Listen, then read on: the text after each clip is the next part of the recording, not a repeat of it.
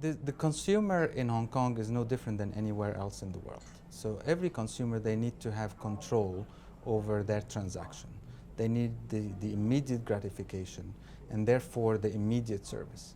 And that cannot be possible in a human way at all times. You cannot have a store open 24/7. You cannot have a store that is, the hospitals are available 24/7. You cannot have, and so on and so forth.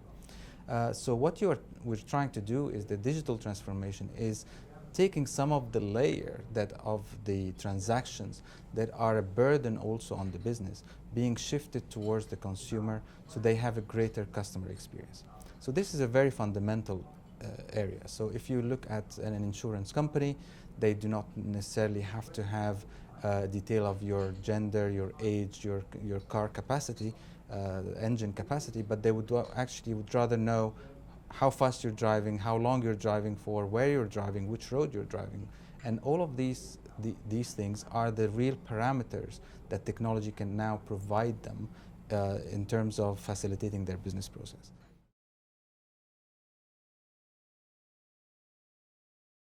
Yeah, so this is a crucial point where as I said, customer experience is fundamentally shifting towards the power within the customer devices to be able to do their own transaction at their own time, whenever they want it, however they want it. So this means that every enterprise needs to shift its entire customer layer towards digital rendering, if you will. So it means that the customer is able to transact it without calling a call center, without doing a form or online application and so on. But the immediate fulfillment of that transaction needs to happen right there and then. If we look back at all the successful companies who've gone through digital transformation, they have not changed their products. Their products are exactly still the same. But what they have done is enabled the customer to have access to those products in a refreshing way. And therefore, they have managed to transform their business processes from an online or offline transaction to a fully rendered through technology. So you have the triangulation between the business process, the technology, and what the customer is expecting.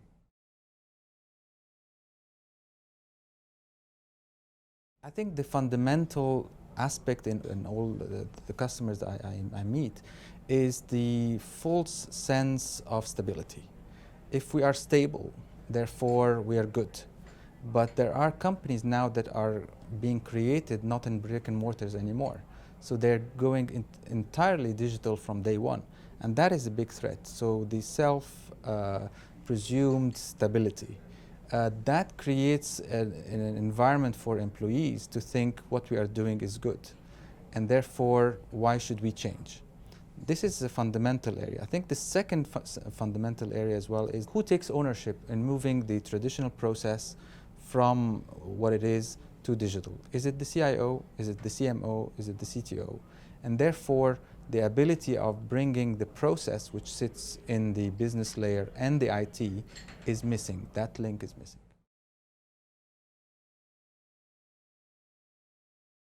Starting to look from the customer. From the customer perspective, the customer wants to know, first of all, how am I able to do that transaction? But equally, I don't want to also be flooded with some data that I am just an average of many other customers. I'd like to be able to have a very relevant data and very relevant promotions, very relevant products. What is my next buy? And therefore, for any CIO, it needs to start from the customer. How much are you able to gather data about the customer experience that you would like to provide? And therefore, very focused on one customer at a time, not a customer.